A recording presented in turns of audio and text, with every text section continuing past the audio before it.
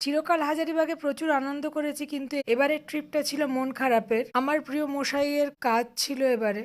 তবে অনেকদিন हम भी পর करते हैं, ভাই हम भी বোনেরা डाल देंगे। একসঙ্গে দেখা हाँ, হলে हाँ, একটু हाँ, গল্প डालिएगा। হুল্লোড় হয়ে যায়। दारू कुल्फी वाला हजारी हाँ बाग। हाँ एकदम। কলকাতায় ফেরার দিন সবাই মিলে আমরা বেরিয়েছিলাম ওখানে সংকট মোচন মন্দির দর্শন করতে। এখানকার ফেমাস কুলফি সেখান থেকে আসার পথে আমার এক ভাইয়ের বউ সাজেস্ট করলো এখানকার কুলফি ট্রাই করতে।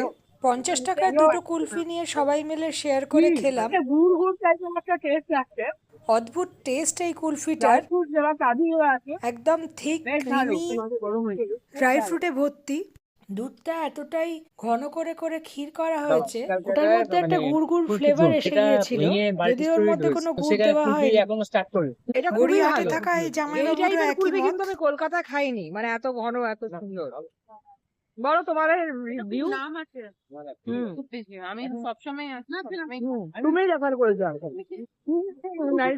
এত ঠিক কুলফি না কলকাতা পাওয়া যায় না। মানে আমিও সব জায়গায় তো খেয়েই বেড়াই জানেন, কিন্তু এটা বেশ ভালো। মানে মানে गुड़ गुड़ का फ्लेवर आ रहा है थोड़ा सा। गुड़ है क्या? केसर हाँ, काजू पिस्ता केसर बादाम। काजू पिस्ता तो है, केसर একটু ঘন ঘন গুড় মনে হচ্ছিল আমার। रबड़ी जैसा রাবড়ি जैसा। হ্যাঁ আচ্ছা।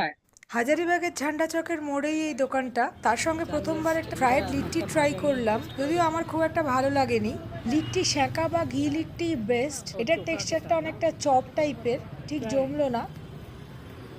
চুল না না চুল নেই। ও, আমি করি তো ব্লগ, মানে কি এমনি ফুড রিভিউ করি। ফুড রিভিউয়ারের রেকমেন্ডেশন রইল বেহেরু কুলফি ট্রাই করবেন।